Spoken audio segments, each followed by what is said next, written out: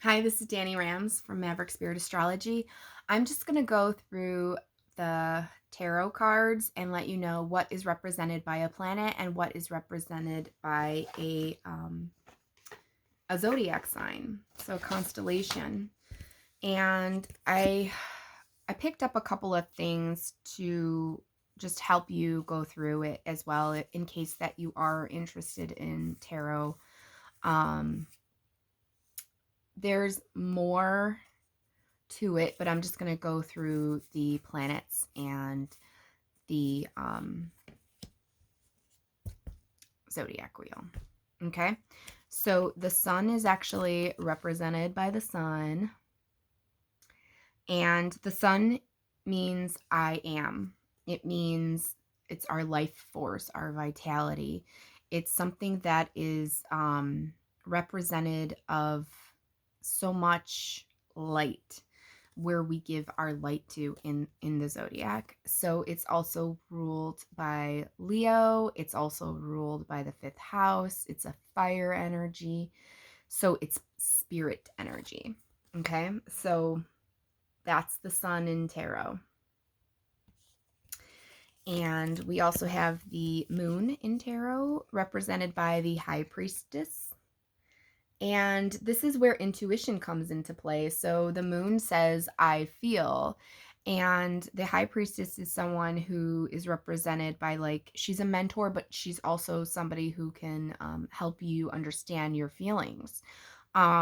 She's very in tune with herself. She's somebody who is kind of helping you discover yourself as well, like your through your emotion.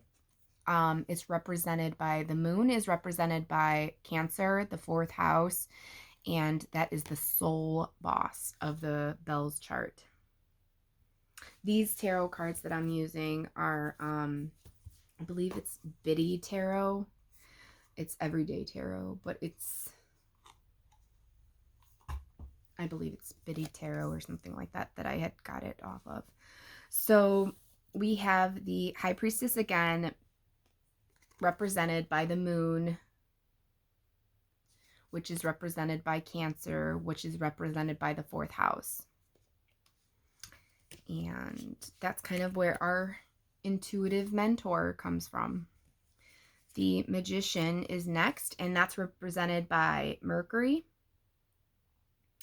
And in Mercury, it's kind of like the Magician is kind of like a vision to reality, or like he has like all the potions. Like he basically has all the stuff on the table. Like he's got all the cards on the table, basically, right?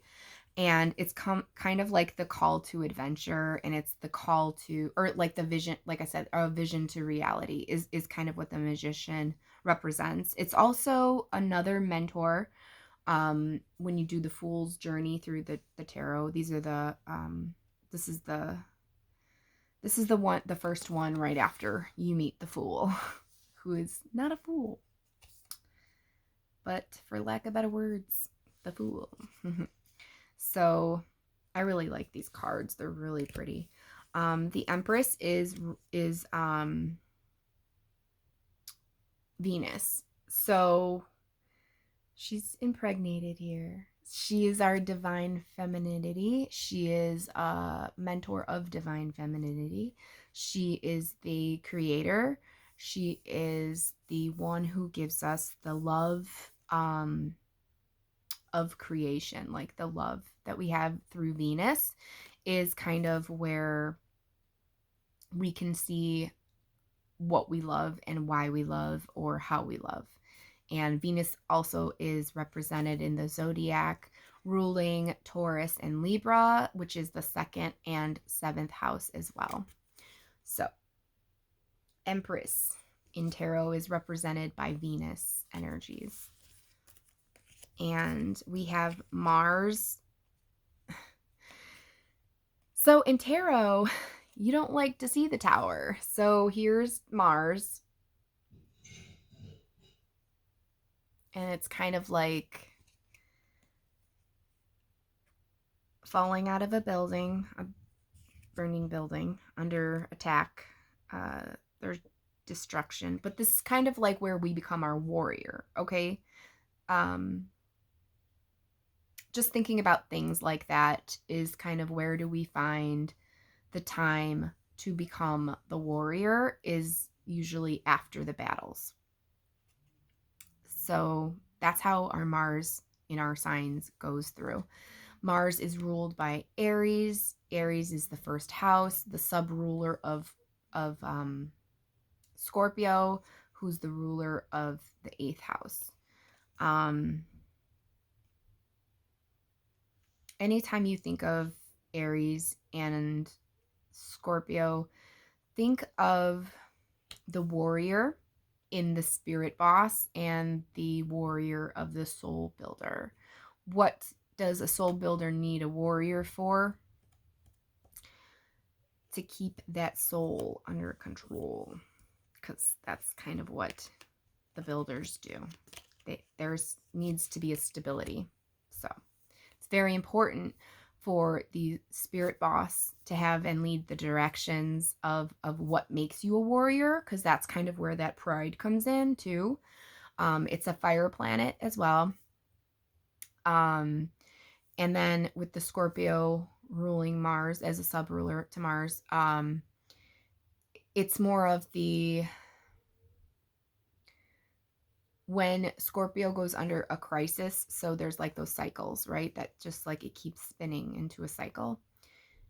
Every time it needs to renew itself, it goes through this feeling of death and rebirth processing.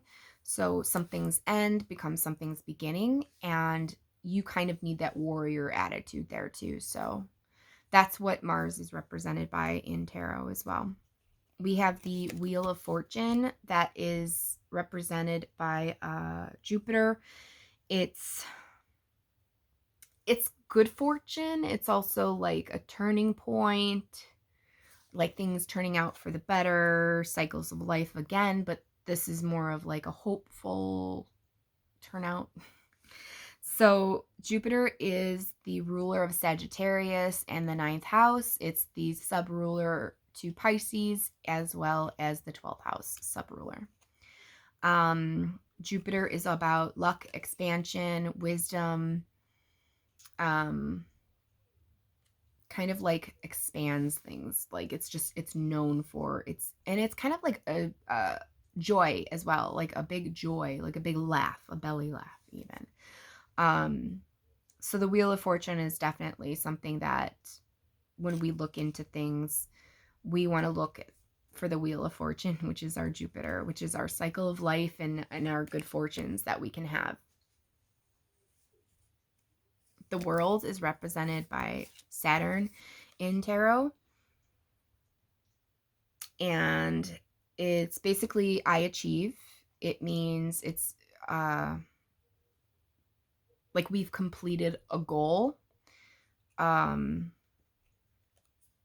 It's something like, so it's the ruler of the body boss in Capricorn, and it's the sub-ruler to the mind builder in Aquarius. And it is kind of where our achievements are made through a completion of work, but also a completion of like a new hope and a new dream. So like when we do the destruction with the rebellious Aquarius energies, what we're actually working with is the body boss being so stubborn and then going into, well, I have a hope and I have a dream and I'm going to make it come true. So that's kind of where like the battle comes in. Usually there's like an infinity sign. Oh, here, there's an infinity sign here too, which kind of like helps represent the never-ending quest, basically, for the completion that we need. It's a never-ending quest. Yeah, this is a really cool card. So there's different animals there too. Angel, ego, a lion, and a Taurus, which is kind of cool because I think that it's really cool. Okay, sorry.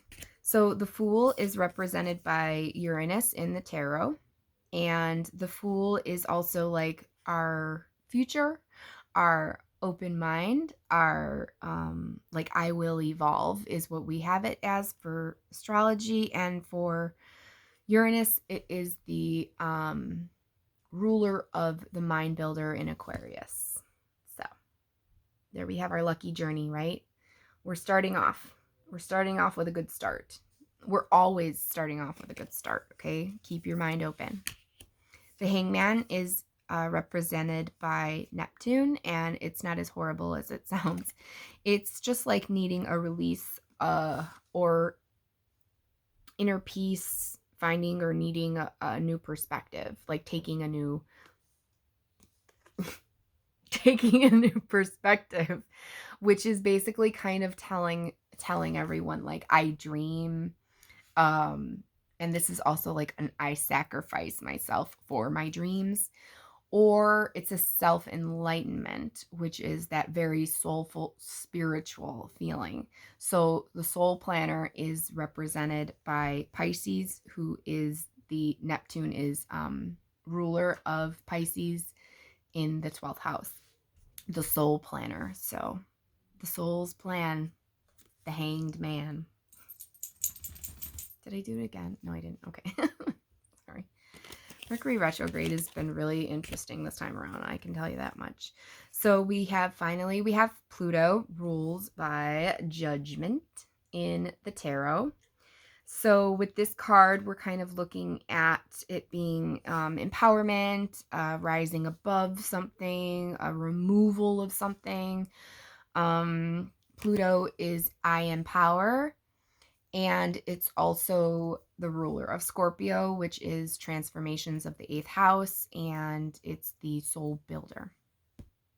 So that is just for the planets. Now we're going to get into the zodiac part of the constellations of the zodiac through tarot, which I find really interesting because I don't feel like they're completely what they are. Some of them are just so, I don't know. I guess they give me a different perspective for sure. So that's why I wanted to share them with everyone, because when I realized that the Emperor represents Aries, I was kind of confused. I'm not going to lie. So the Emperor is actually like where we need to gain discipline, or, well, I guess that makes sense. But it's like Aries is the newborn of the zodiac. It's the spirit boss. It's the one that has like no shame, no consequences, no, like it's a fire, and it's a cardinal sign. So it's a starter. It's a fire starter basically, right? Like there are little firecrackers. When you have the Emperor here, it was just like, I don't know, gaining discipline. I can see them needing, but them being represented by someone who needs to, I don't know. I don't know if I feel that, but it is represented by Aries in the tarot. The Hierophant is represented by Taurus. And this is like our Pope again. So it's kind of like where the traditions, the conventional mentors, the religious, or even like the school teachers, like the professors. This is someone who is educated in a field that is mentoring you. And this is Taurus's energy in the tarot. And then I have another one, which I was like, I don't know. The Lovers is represented by Gemini. So the Lovers is represented of usually like a choice that needs to be made by two people, or one choice by two people, or two choices for one person, basically. And the Lovers is also obviously representative of the lovers. It's also of partnerships, but it's the mind planner, and it's actually community. So the reason I don't like the Lovers, like the reason I personally don't like the Lovers being represented by Gemini, is because it's like the ruler of our siblings, and it's the ruler of our 3rd house, which is self-taught skills, stuff like that. So fine, but like weird. So there you go. Deep relationships I can understand, but yeah, Adam and Eve, not so much. So that's represented by Gemini. And the Chariot is represented by Cancer. I don't know how I feel about this one either. So it's willpower. Oh, let me just say that really quick. So Gemini is ruled by Mercury. I don't believe I said that before. So Gemini is ruled by Mercury and the third house of the zodiac. Taurus is ruled by the second house of the zodiac and Venus. And Aries is ruled by the first house and Mars. I'm sure I said some of that, but just in case, gotta cover. Okay, so this is the Chariot. The Chariot. So it represents willpower. It has determination. It's confident. It's action-packed. And it's the ruler of the soul boss. So that gives you a whole different perspective of what Cancer means, to me at least. It's ruler of the fourth house and the moon. So that's a lot of confident action, determination, willpower of the soul boss. Because I don't see that, but I mean, I do see it, but not in the way where, like, I would, the soul boss to me doesn't represent, like, an action, but it is well, okay, fine. I'll just say fine.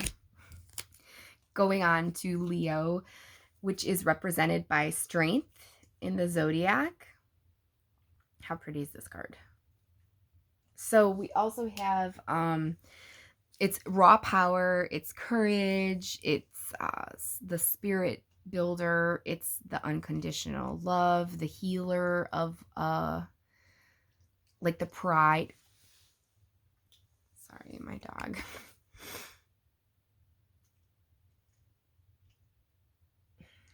It's so annoying. Okay, so Leo is definitely strength for sure. I feel that one. And then we have Virgo represented by the Hermit. So don't get me wrong, Virgos out there, don't get me wrong. Listen to this. Listen to this one. This is about self-discovery. It's about trusting yourself. It's about understanding yourself at a deeper level because you've spent time with yourself enough to understand who you are. So this is your day-to-day routine of the Virgo. And that's probably where the body planner comes into play as well. Discovering the route, like the route that you take. The route that you take, sorry. The route that you take as far as to self-discovery. And then we have Libra, that is, of course, justice. And this represents balance, the win-win situations, the cause and effects. It's the mind boss. So it's the air, that a cardinal air sign. It's ruler of the 7th house and of Venus. We have the death card represented by Scorpio energy. So you notice how death card is not looking like a death? Yeah, there's a reason for it. It does not represent death. It actually represents a powerful, big life change or a constant cycle. After every crisis, there is like a new beginning to the soul builder's rebirth. There is so much on this card. Oh my gosh. So like there is this is represented of the 8th house, Pluto's energy, Mars energy, and I said 8th house. So that's 8th house of transformations. And this is represented by Scorpio, the death card. The death and rebirth, basically. We have Temperance card for Sagittarius. And this is kind of where we get rewarded for self-control. Like, so temperance is like where there's a discovery. So there's wise, there's wisdom. Sagittarius is known for being a mutable fire sign, which makes it the spirit planner in the Bell's chart, which makes it Jupiter's ruler as well as the ninth house.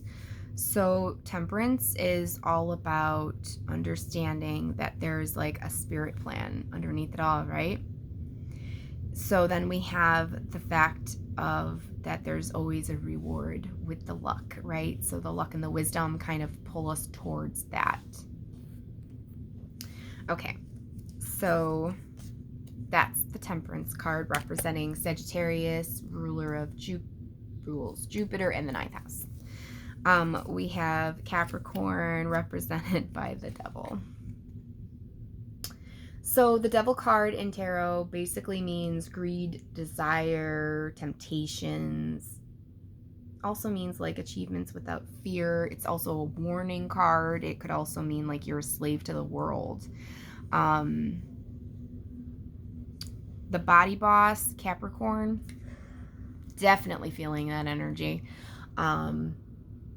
The devil is not represented by the actual devil, okay? It represents, again, greed, but it also that desire to achieve. I achieve, the body boss, is the 10th house, and it's represented by, Capricorn is represented by Saturn. Saturn wants you to work that extra day, and the way to do that is to work the extra day and then you get rewarded. So think of it that way. It's not always the devil. It's just like, I have to work one more day, you know, I just have to do this, I have to do that. Like you become that slave to the world where you do have to put in an extra day, but it rewards you. And especially if you put in that extra day and you gave like help to somebody that was like a volunteer work. Oh my gosh, Saturn will totally reward you for every little volunteer work that you do. You get rewarded. And you think these celebrities out there don't know that? You don't know that, huh? Well, let me tell you, that's definitely what they're doing when they do all that charity work. I mean, I'm sure it's in love. I'm not gonna lie, it is definitely in love. But when they're choosing a charity, they're actually doing it for, you know, other reasons. There's more reasons than one why they can't keep the money that they make. Okay? Let's be honest. So we have the star representing Aquarius. She's so pretty. Oh my gosh. So the star is like the universe, or having faith and trust in the universe. It's about hope, resolutions, revolutions. It's the mind builder. It's about hope and renewal, but it's also about having that leap of faith, right? So having that leap of faith. So I always say that like Capricorn is the one at the highest mountain, and then Aquarius season comes in. It's like, but what about all the people that we forgot? Like, they're not here. Well, how do we get them up here? So that's Aquarius. That's the star. So it is a little bit of enlightenment as well. But it's more of like that self motivation almost. It's almost like that inner clarity of like, I need to do good here. Like I can't, this is not a judgment card. It's just like finding your inner self and developing the good self and actually physically going into it. Because remember that the mind builder here is really about building that concrete mindset. And in the 11th house energy, it's ruled by Uranus and sub-ruled by Saturn, who wants achievements here. Uranus wants evolution. So in order for that progress to go, we need to do the good with what we have, right? And Aquarius energy is all about being the difference in the world. So yeah, the star is represented in tarot by Aquarius. And finally, we have Pisces, which is funny. So Pisces is the moon in Aquarius. I'm sorry, in tarot. Neptune is the ruler and subruler is Jupiter, and it rules the 12th house. It's the soul planner. It's the before we got here. It's the after when we return.